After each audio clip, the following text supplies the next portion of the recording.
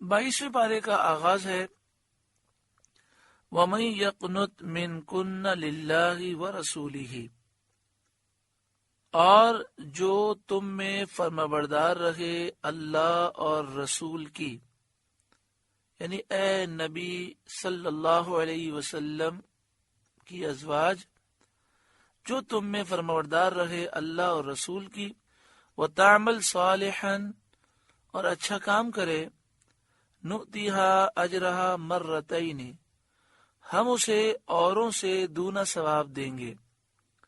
یعنی اگر اوروں کو ایک نیکی پر 10 گنا ثواب دیں گے تو تمہیں 20 گنا، کیونکہ تمام جہاں کی عورتوں میں تمہیں شرف و فضیلت ہے، اور تمہارے عمل میں بھی 2 جہتیں ہیں، ایک ادائے اطاعت، شوہر کی فرمانبرداری، دوسرے رسول کریم صلی اللہ علیہ وسلم کی رضا جوئی، قناعت، حسن معاشرت کے ساتھ نبی اکرم صلی اللہ علیہ وسلم کو خوش کرنا۔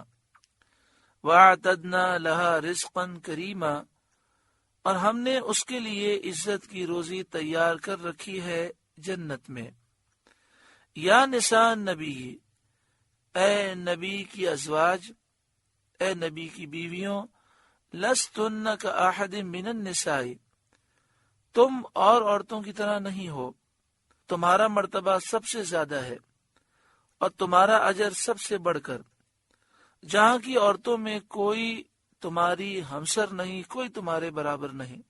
ان اتقیتن، اگر اللہ سے ڈرو، فلا تخضعن بالقول، تو بات میں ایسی نرمی نہ کرو، فیطمع الذی فی قلبہ مرض، کہ دل کا روگی کچھ لالچ کرے، جس کے دل میں بیماری ہے وہ کوئی اور معنی لے لے۔ اس میں آداب کی تعلیم ہے کہ اگر ضرورت کی وجہ سے غیر مرد سے پردے کے پیچھے سے گفتگو کرنی پڑے تو قصد کرو، ارادہ کرو کہ لہجے میں نزاکت، نرمی نہ آنے پائے اور بات میں لوچ نہ ہو، بات نہایت سادگی سے کی جائے۔ عفت مآب خواتین کے لیے یہی شایان ہے۔ یہ حکم تو ازواج مطہرات کے لیے ہے، لیکن ہر مسلمان عورت کے لیے لازم ہے۔ اول تو نامحرم مردوں سے بات ہرگز نہیں کرنی چاہیے، لیکن کبھی مجبوری میں بات کرنے کی حاجت ہو جائے، جیسے دروازے پہ دستک دے اور یہ کہنا ہو کہ وہ گھر پہ نہیں ہے، تو اس موقع پر بھی آواز میں نرمی نہیں ہونی چاہیے۔ حضرت محمود آلوسی علیہ الرحمہ نے لکھا کہ صحابیات ایسے موقع پر اپنی انگلیاں اپنے ہونٹوں پر رکھ لیتی اور پھر پردے کے پیچھے سے بات کرتے اور کوشش کرتی کہ آواز کی نرمی اور خوبصورتی ختم ہو جائے۔ اور یہ ایک حقیقت ہے کہ اگر انگلیاں ہونٹ پر رکھ کر بات کی جائے تو آواز موٹی ہو جاتی ہے۔ وَقُلْنَا قَوْلًا مَعْرُوفًا، ہاں اچھی بات کہو، دین اور اسلام کی بات کہو، نیکی کی تعلیم دو، پند و نصیحت کی اگر ضرورت پیش آئے تو کہو، مگر بے لوچ لہجے سے، نرم اور باریک لہجہ نہیں ہونا چاہیے۔ وَقَرْنَ فِي بُيُوتِكُنَّ، اور اپنے گھروں میں ٹھہری رہو۔ عورت کو چاہیے کہ وہ گھر سے بلا ضرورت باہر نہ نکلے۔ وَلَا تَبَرَّجْنَ تَبَرُّجَ الْجَاهِلِيَّةِ الْأُولَى، اور بے پردہ نہ رہو جیسے اگلی جاہلیت کی بے پردگی۔ ضرورتاً گھر سے باہر نکلے تو بے پردہ نہ نکلے۔ اگلی جاہلیت سے مراد اسلام سے پہلے کا زمانہ ہے۔ اس زمانے میں عورتیں اطراتی نکلتی تھیں، اپنی زینت اور محاسن کا اظہار کرتی تھیں، خوبصورتی کا اظہار کرتی ہیں تاکہ غیر مرد دیکھیں۔ لباس ایسے پہنتی تھیں جن سے جسم کے اعضاء اچھی طرح نہ ڈھکیں۔ پچھلی جاہلیت سے اخیر زمانہ مراد ہے جس میں لوگوں کے افعال پہلوں کے مثل ہو جائیں گے۔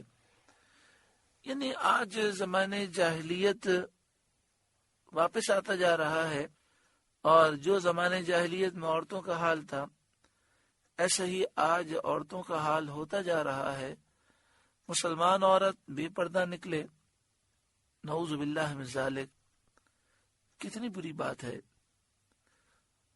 اور جب ازواج مطہرات پر پردہ لازم ہے، ان کے دل پاک، صحابہ کرام پر پردہ لازم ہے، انہیں نگاہوں کی حفاظت کا حکم دیا گیا، انہیں ازواج مطہرات کو دیکھنے سے منع کیا گیا، تو ان کے دل بھی پاک، ازواج مطہرات کے دل بھی پاک. تو آج کے دور میں پردہ کتنا ضروری ہے. وَأَقِمْنَا الصَّلَاةَ، اور نماز قائم رکھو، وَآتِينَا الزَّكَاةَ، اور زکوٰۃ دو، وَأَطِيعْنَا اللَّهَ وَرَسُولَهُ، اور اللہ اور اس کے رسول کا حکم مانو. انما یرید اللہ لیذہب عنکم الرجس اہل البیت، اللہ تو یہی چاہتا ہے اے نبی کے گھر والوں کہ تم سے ہر ناپاکی دور فرما دے. وَیُطَہِّرَکُمْ تَطْہِیرًا، اور تمہیں پاک کر کے خوب ستھرا کر دے،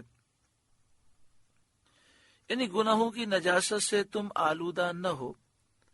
اس آیت سے اہل بیت کی فضیلت ثابت ہوتی ہے، اور اہل بیت میں نبی کریم صلی اللہ علیہ وآلہ وسلم کے ازواج مطہرات اور حضرت خاتون جنت فاطمہ الزہرا، حضرت علی مرتضی، حضرت امام حسن، امام حسین سب داخل ہیں. آیات اور احادیث کو جمع کرنے سے یہی نتیجہ نکلتا ہے، اور یہی حضرت امام ابو منصور ماتریدی علیہ رحمہ سے منقول ہے. ان آیات میں اہل بیت کو نصیحت فرمائی گئی ہے تاکہ وہ گناہوں سے بچیں اور تقوی اور پرہیزگاری کے پابند رہیں. گناہوں کو ناپاکی سے اور پرہیزگاری کو پاکی سے استعارہ فرمایا گیا، تعبیر کیا گیا، کیونکہ گناہوں کا مرتکب ان سے ایسا ہی گندا ہوتا ہے جیسا جسم نجاستوں سے گندا ہوتا ہے. اس طرز کلام سے مقصود یہ ہے کہ ارباب عقول کو، عقل مندوں کو گناہوں سے نفرت دلائی جائے اور تقوی اور پرہیزگاری کی ترغیب دی جائے. وَاذْكُرْنَ مَا يُتْلَى فِي بُيُوتِكُنَّ مِنْ آيَاتِ اللَّهِ وَالْحِكْمَةِ، اور یاد کرو جو تمہارے گھروں میں پڑھی جاتی ہیں اللہ کی آیتیں اور حکمت یعنی سنت. ان اللہ کان لطیفا خبیرا، بے شک اللہ ہر باریکی جانتا خبردار ہے. سورہ احزاب کا چوتھا رکوع مکمل ہوا. اللہ تعالی اس پر ہمیں عمل کی توفیق عطا فرمائے.